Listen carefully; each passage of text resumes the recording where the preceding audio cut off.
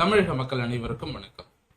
இந்த பதிவுல நாம எதை பற்றி பார்க்க போறோம் அப்படின்னா 2024ஆம் ஆண்டிற்கான நாடாளுமன்ற தேர்தலில் பாஜகவினுடைய கூட்டணி தொடர்பான புதிய தகவல்களை இந்த பதிவுல நாம பார்க்க போகிறோம். Latest updates.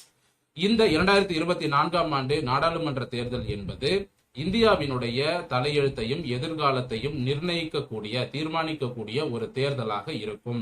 இந்த தேர்தல்ல 400 தொகுதிகள் என்ற ஒரு பெரிய இலக்கை எப்படியாவது பிடித்துவிட வேண்டும் என்று பாரதிய ஜனதா கட்சி மிக தீவிரமாக வேலை செய்கிறது. அதுல இரவு பகல் பார்க்காம வேலை செஞ்சுக்கிட்டு இருக்காங்க. இவங்களோட அப்படியே ஆப்போசிட்ட கம்பேர் பண்ணும் பொழுது காங்கிரசுக்கு இந்த தேர்தல் என்பது வாழ்வா சாவா தேர்தல். இந்த தேர்தல்ல காங்கிரஸ் வெற்றி பெறாது. ஒருவேளை வெற்றி பெற்றால் வாழ்வு, இல்லைன்னா காங்கிரஸ் என்ற கட்சியே இந்தியாவுல இருக்காது, காணாம போயிடும். அது மட்டும் இல்ல, இந்த காங்கிரஸ், கம்யூனிஸ்ட், திமுக போன்ற இந்த இடதுசாரி அமைப்புகள் இவங்க எல்லாருமே 2024ல நரேந்திர மோடி அவர்கள் வெற்றி பெற்று விட்டால் காணாமல் போய் விடுவார்கள். அவங்களுக்கே அது தெரியும். அதனால எப்படியாவது நரேந்திர மோடி அவர்களை வீழ்த்திவிட வேண்டும் என்று மிக தீவிரமாக இவர்களும் வேலை செய்து கொண்டிருக்கிறார்கள். இந்த தேர்தல் என்பது மிக மிக எப்படி சொல்றதுன்னா, ஒரு பரபரப்புக்கு பஞ்சமே இருக்காது, அந்த மாதிரியான ஒரு தேர்தல்னு வச்சுக்கோங்க. சரி, இப்ப நம்ம நேரடியா இந்த கூட்டணியோட புதிய தகவல்களுக்கு வந்துருவோம். முதல்ல ஆந்திராவை எடுத்து, ஆந்திராவில் இப்போ பாஜக என்ன செஞ்சிருக்காங்க அப்படின்னா, சந்திரபாபு அவர்களோடு கூட்டணி பேச்சுவார்த்தை பேசப்பட்டிருக்கிறது. சந்திரபாபு நாயுடு அவர்கள் இப்போ சமீபத்துல டெல்லி சென்று அமித்ஷா அவர்களையும் ஜே.பி. நட்டா அவர்களையும் சந்தித்திருக்கிறார். நீண்ட நேரம் சந்தித்து உரையாடி இருக்கிறார்.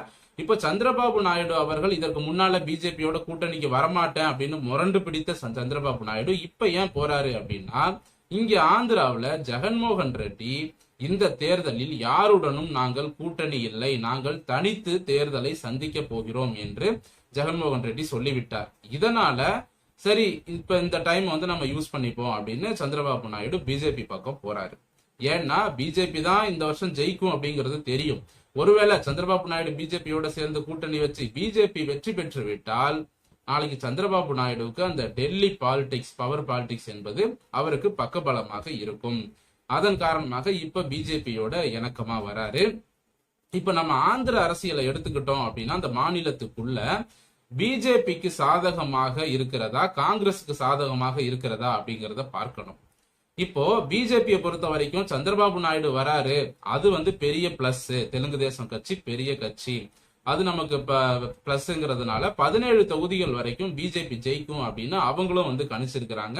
அரசியல் விமர்சகர்களும் சொல்றாங்க. ஆந்திராவில் மொத்தம் 25 எம்பி சீட்ஸ் இருக்கு. இதுல 17 பிஜேபியும் நாயுடுவும் ஒன்னு சேர்ந்தாங்கன்னா 17 கிடைக்கும் அப்படின்னு சொல்றாங்க. மீதி 8 தொகுதி தான் ஜெகன்மோகன் ரெட்டிக்கு கிடைக்கும்னு சொல்றாங்க. இப்போ காங்கிரஸோட நிலைப்பாடு என்ன இருக்கு ஆந்திராவில் அப்படின்னு பாத்தீங்கன்னா, இந்த ஆந்திரா தெலுங்கானா பிரிஞ்சது இல்லையா, பிரிஞ்சதுனால ஆந்திராவில் காங்கிரஸ் என்பது பலம் இழந்து விட்டது. இப்போ இந்த காங்கிரஸை பலம் பெற செய்ய என்ன செய்யணும் அப்படின்னு யோசிச்சுட்டு இருந்தவங்களுக்கு லட்டு மாதிரி அதாவது ஜெகன்மோகன் ரெட்டி அவர்களினுடைய தங்கை ஷர்மிளா காங்கிரஸ்ல சேர்றாங்க. அவங்க தற்பொழுது ஆந்திராவினுடைய காங்கிரஸ் கட்சியின் தலைவராக தேர்ந்தெடுக்கப்பட்டிருக்கார். இப்ப ஷர்மிளா உள்ள வந்ததுமே இப்போ அந்த ஜெகன்மோகன் ரெட்டியில கட்சியில இருக்கக்கூடிய ஷர்மிளா ஆதரவாளர்கள் காங்கிரஸ் பக்கம் வருவாங்க. இதனால ஆந்திராவில காங்கிரஸ் புத்துயிர் பெற்றிருக்கிறது. இப்ப காங்கிரஸ் கொஞ்சம் மகிழ்ச்சியில இருக்காங்க. இப்ப ஷர்மிளா மாதிரி கொஞ்சம் ஒரு நல்ல பெரிய லீடர், ஜெகன்மோகன் ரெட்டியோட தங்கச்சி, அவங்க வரும்பொழுது அவங்களுடைய ஆதரவாளர்களும் வருவாங்க. இப்போ காங்கிரஸ்க்கு ஒரு நல்ல தலைமை கிடைத்து விட்டது கட்சியை வளர்க்கறதுக்கு ஆந்திராவில் அப்படின்னு காங்கிரஸ் நினைக்கிறாங்க. ஆனா இங்க என்ன பிரச்சனை அப்படின்னா, இங்க சந்திரபாபு நாயுடு பிஜேபியோடு சேருகிறார் இல்லையா, அதுதான் இங்கே பிரச்சனை. இங்க ஆந்திராவில் ஆல்ரெடி ஜெகன்மோகன் ரெட்டி இருக்காரு. இப்ப ஜெகன்மோகன் ரெட்டி ஆளுங்கட்சியா இருக்கிறதுனால இவங்க கொண்டு வரக்கூடிய திட்டங்கள் ஆகட்டும், அதுல நிறைய விமர்சனங்கள்லாம் இருக்கும். சந்திரபாபு நாயுடு ஒரு எதிர்ப்பு அரசியலை செய்து கொண்டிருக்கிறார். அப்போ மக்களோட மனசு கொஞ்சம் மாறும். சரி, இப்ப இந்த எலெக்ஷனுக்கு நம்ம வேற ஒருத்தருக்கு போடுவோம் அப்படின்னு. இப்ப அந்த எதிர்ப்பு அரசியலால ஜெகன்மோகன் ரெட்டிக்கு எதிராக பல மக்கள் திரும்புவதற்கான வாய்ப்புகள் இருக்கிறது. இதுல சந்திரபாபு நாயுடு அவர்களுக்கு எந்த அளவுக்கு சக்தி ஆந்திராவில் இருக்குங்கிறதும் நமக்கு தெரியும், அந்த பவர் இருக்குங்கிறது தெரியும். அப்ப பிஜேபியோட சேரும் பொழுது அதோட இப்போ இவரு பவன் கல்யாண் இருக்காரு இல்லையா, அவரும் பிஜேபி பக்கம் வருவாருன்னு சொல்லிக்கிட்டு இருக்காங்க. ஆனா அது உறுதியா தெரியல. அது பவன் கல்யாண் இன்னும் முடிவு எடுக்கல. முடிவு எடுத்த பிறகுதான் தெரியும். சோ ஆந்திராவுல ஓரளவுக்கு வெற்றி பெறக்கூடிய அளவிற்கு 17 தொகுதிகளை டார்கெட் பண்ணிருக்காங்க பிஜேபி. சந்திரபாபு நாயுடு பிஜேபி பக்கமே இருந்தாரு அப்படின்னா அந்த எதிர்பார்த்த 17 தொகுதிகளில் இந்த கூட்டணி என்பது நிச்சயமாக வெற்றி பெறும். அப்போ சந்திரபாபு நாயுடு பாஜகவிற்கு மிகப்பெரிய பக்கபலமாக இந்த தேர்தலில் இருப்பார். இப்ப அடுத்ததான் நாம அப்படியே உத்தரப்பிரதேசத்துக்கு வருவோம். உத்தரப்பிரதேசம் இந்தியாவுல பாத்தீங்கன்னா எல்லோரும் தொடர்ந்து கவனிச்சிட்டு இருக்கிற ஒரு மாநிலம். அதிக எம்பி சீட் அங்கதான் இருக்கு. அங்கதான் அயோத்தி இருக்கிறது, அங்கதான் பிரயாக்ராஜ் இருக்கிறது, அங்கதான் காசி இருக்கிறது. சோ இந்தியாவே தினந்தோறும் உன்னிப்பாக கவனித்துக் கொண்டு இருக்கக்கூடிய மாநிலம் உத்தரப்பிரதேசம். இந்த உத்தரப்பிரதேசத்துல ராஷ்டிரிய லோக் தளம் என்ற ஒரு கட்சி இருக்கு. ரொம்ப பெரிய கட்சின்னு சொல்ல முடியாது, ஓரளவுக்கு கட்சி, பெரிய கட்சி. இப்ப அந்த ராஷ்டிரிய லோக் தளம் பிஜேபியோட கூட்டணி உறுதியாகி இருக்கிறது. இந்த கட்சியை பிஜேபி எப்படி தூண்டில் போட்டு இழுக்கிறாங்க? அவங்களுக்கு தான் இந்த தூண்டில் போட்டு இழுக்கிற ட்ரிக் பிஜேபிக்கு நல்லா தெரியும். அதாவது என்ன பண்ணிருக்காங்க அப்படின்னா, இந்த ஆர்எல்டி என்ற இந்த கட்சியை தொடங்கியவர் யாரு அப்படின்னா சௌத்ரி அஜித் சிங். இந்த சௌத்ரி அஜித் சிங்கோட பையன் தான் ஜெயந்த் சௌத்ரி. அவர் தான் இப்போதைக்கு இருக்காரு. அவர் இப்போதைக்கு இந்த கட்சியோட பிரசிடென்டா இருக்காரு. இப்போ இந்த கட்சியை தொடங்கிய சௌத்ரி அஜித் சிங்கோட தந்தை ஒருத்தர் இருக்காரு. அவர் சௌத்ரி சரண் சிங். அந்த சரண் சிங்கிற்கு பாரத ரத்னா விருதை பாஜக அறிவித்துள்ளது. சோ பாரத ரத்னா விருதை அறிவிச்சு அவரை கௌரவிச்சிருக்காங்க. அப்படியே தூண்டில் போட்டு பாஜக இழுத்திருக்கிறது. 2 மக்களவை தொகுதியும் மாநிலங்களவையில ஒரு இடமும் கொடுப்பதாக ஒப்பந்தம் என்பது பேசப்பட்டிருக்கிறது. அதோட மட்டும் இல்லாம நாளை மறுநாள் அஜித் சிங்குக்கு பிறந்த நாள் வருது. இந்த ஆர்எல்டி கட்சியை தொடங்கிய அஜித் சிங்குக்கு அந்த பிறந்த நாள்ல தான் பாஜகவும் ஆர்எல்டி இந்த 2 கட்சியோட கூட்டணி தொடர்பான அறிவிப்பை இவங்க வெளியிடுவாங்க. ஆக மொத்தம் உத்தரப்பிரதேசத்துல ஒரு கட்சியை உள்ள இழுத்துட்டாங்க. அதே போல ஆந்திராவில் சந்திரபாபு நாயுடுவை உள்ள இழுத்துட்டாங்க. இப்ப இந்த 2 மாநிலங்களிலும் ஓரளவுக்கு பவர்ஃபுல்லா தான் பிஜேபி இருக்கு. இப்ப ஆந்திராவில் பாத்தீங்கன்னா சந்திரபாபு நாயுடு பக்கபலமாக இருக்கிற வரைக்கும் பிஜேபிக்கு மிகப்பெரிய பலம் தான். இப்ப அப்படியே நாம தமிழ்நாட்டுக்கு வருவோம். இந்த 2 மாநிலங்களை விட்டுட்டு தமிழ்நாட்டுக்கு வந்தோம் அப்படின்னா தமிழ்நாட்டுல என்னதாங்க நிலைப்பாடு?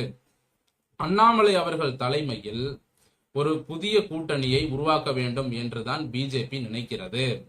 இப்போ தமிழக பிஜேபியை பொறுத்த வரைக்கும், இங்க தமிழ்நாடு களத்தை பொறுத்த வரைக்கும் பாஜகவோடு ஜி.கே. வாசனும் டிடிவி தினகரனும் கூட்டணிக்கு ஒப்புக்கொண்டார்கள். அவங்க 2 பேரும் இப்ப ரெடியா இருக்காங்க. சோ அவங்க 2 பேரும் வராங்க அப்படின்னா இப்ப மற்ற கட்சிகளை இழுக்கணும், பாமகவை இழுக்கணும். அதே போல கிருஷ்ணசாமி இருக்காரு, இன்னும் பிற கட்சிகள்லாம் இருக்கு. இப்ப இந்த கட்சிகளோட எல்லாம் பேச்சுவார்த்தை நடந்துகிட்டு இருக்கு. குறிப்பாக பெரிய கட்சியாக பாமக இருக்கு, விசிக இருக்கு. 2 கட்சியோடையும் பேசிட்டு இருப்பாங்க. விசிக பிஜேபியோட வருவதற்கான வாய்ப்புகள் மிக குறைவு. பாமக வரும். ஆனா இதுல என்ன அப்படின்னா, அன்புமணி அவர்கள் என்ன முயற்சி பண்ணிட்டு இருக்காரு அப்படின்னா, திமுக கிட்டையும் ஒரு பக்கம் பேசிட்டு இருக்காரு. திமுக கிட்டையும் பேசுறாரு, அதிமுக கிட்டையும் பேசிட்டு இருக்காரு, இந்த பக்கம் பிஜேபியோடையும் பேசிட்டு இருக்காரு. சோ இதுல பாமகவோட நிலைப்பாடு என்ன அப்படிங்கிறது தெரியல. அதே நேரத்துல தேமுதிக பார்த்தோம் அப்படின்னா, இங்க பிரேமலதா ஒரு பெரிய காமெடி பண்றாங்க. அதிக தொகுதிகளை யாரு கொடுக்கறாங்களோ அவங்களுக்கு அவங்களோட நாங்க கூட்டணி வைப்போம். அதாவது தமிழகத்துல 14 தொகுதிகளா பிளஸ் பாண்டிச்சேரியில ஒரு தொகுதியா, 15 தொகுதி யாரு கொடுக்கறாங்களோ அவங்களோட நாங்க கூட்டணி வைப்போம் அப்படின்னு பிரேமலதா சொல்றாங்க. இந்த அறிவிப்பை கேட்டு தேமுதிக கட்சி தொண்டர்களே ஷாக் ஆயிட்டாங்க. என்னது 15 தொகுதியா? பாண்டிச்சேரியோட சேர்த்து 15, அதுவும் எம்பி தொகுதியா? இப்ப எம்எல்ஏ எலெக்ஷன்னா இவங்க கேட்கறது ஓகே, ஒரு 15 எம்எல்ஏ சீட்டு கொடுங்கப்பா அப்படின்னா ஓகே. எம்பி எலெக்ஷன்ல 14 எம்பி தொகுதி பிளஸ் பாண்டிச்சேரியோட சேர்த்து 15 தொகுதி கேக்குறாங்களே, இது அந்த கட்சிக்காரங்களுக்கே அதிர்ச்சியா இருக்கு. ஏன்னா அவங்களுக்கே தெரியும் அந்த கட்சியோட வீக்னஸ் என்ன, நிலைமை என்ன, இப்ப இருக்க சுச்சுவேஷன். விஜயகாந்தும் இல்ல, பிரேமலதா ஏன் இப்படி பண்றாங்க? பிரேமலதாவிற்கு பேராசை அப்படின்னு அவங்க கட்சிக்குள்ளேயே சொல்லிட்டு இருக்காங்க. பிரேமலதாவுக்கு கட்சி நடத்த தெரியவில்லை, அதுதான் உண்மை, 100% உண்மை. விஜயகாந்த் இருக்கும்பொழுது இருந்த கட்சி அப்படிங்கிறது வேற. விஜயகாந்த் செயல்படாமல் போனதற்கு பிறகு, பிரேமலதாவிடம் கட்சி வந்த பிறகு அந்த கட்சி இல்லாமலே ஆயிடுச்சுங்க. சுக்குநூறா அப்படியே அந்த கட்சியில இருந்து எல்லாம் செதறி வெளியில போறாங்க. பிஜேபியில போய் சேர்றாங்க, அதிமுகவுல போய் சேர்றாங்க, திமுகவுல போய் சேர்றாங்க. தேமுதிகன்னு ஒரு கட்சி இருக்கா அப்படிங்கறதே தெரியல. இன்னைக்கு தேமுதிகவினுடைய வாக்கு சதவீதம் என்ன? அது இது வரைக்கும் அவங்க சொல்லியிருக்காங்களா? விஜயகாந்த் இருக்கும்போது வந்த வாக்கு சதவீதங்கிறது வேற. இப்ப விஜயகாந்த் இல்லாததால தேமுதிகவிற்கு எனக்கு தெரிஞ்சு ஒரே ஒரு எம்பி சீட்டு தாங்க கொடுப்பாங்க. அது அவங்க எந்த கட்சியோட கூட்டணிக்கு போனாலும் ஒரு எம்பி சீட்டு தான் கொடுப்பாங்க. அதுக்கு மேல கொடுப்பதற்கான வாய்ப்புகள் என்பது தேமுதிகவிற்கு இல்லை. சோ இதுதான் தமிழகத்தினுடைய நிலைப்பாடு. இதனால தமிழகத்தை பொறுத்த வரைக்கும் இன்னும் ஒரு 10-15 நாள் ஆகும் இந்த கூட்டணி எல்லாம் உறுதியாவதற்கு. சோ இந்த பிப்ரவரி வரைக்கும் டைம் எடுத்துப்பாங்க தமிழகத்தை பொறுத்த வரைக்கும். இப்போ மற்ற மாநிலங்கள்லாம் இன்னும் அடுத்தடுத்து அப்டேட் வந்ததுன்னா நிச்சயமா நம்ம சேனல்ல வரும். இந்த பதிவு உங்களுக்கு பிடிச்சிருந்தா லைக் பண்ணுங்க, ஷேர் பண்ணுங்க.